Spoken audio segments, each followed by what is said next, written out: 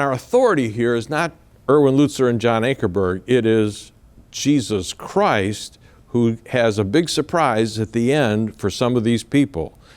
What is it? We can't even imagine this, but I want everyone to grasp this. You are dying, and perhaps you even get a glimpse of heaven. And then the door to heaven slams in your face, and you know that you are lost eternally.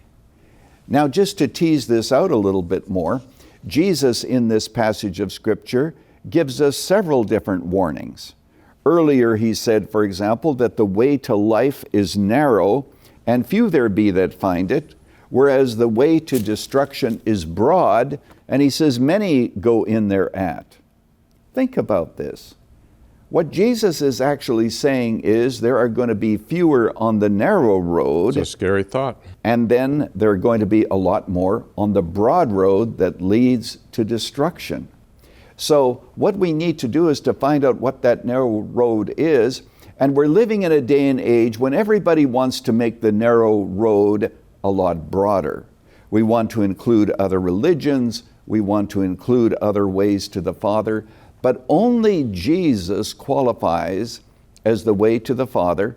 And while we're talking about that imagery, visualize a long freeway with many different lanes. Yep. This is the broad way that leads to destruction.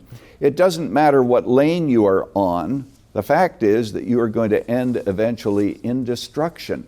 And you can switch lanes. You can go from one religion to another, one guru to another. But in the end, there's destruction. And the important point to make is this. These are people who expected better. They actually thought that they were going to be able to enter into the kingdom.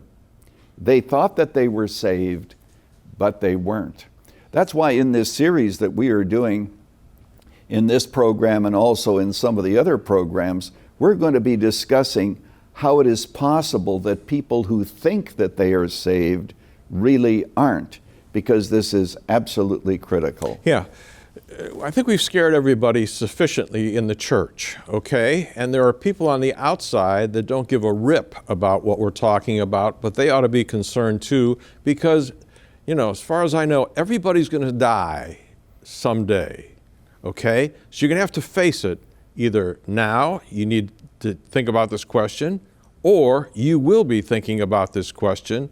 And Jesus Christ, by his life, death, and resurrection, has given us a lot of evidence of who he is. He's the Son of God, and he's got power, and someday you're going to meet him face to face, all right? And he's got the keys to the kingdom.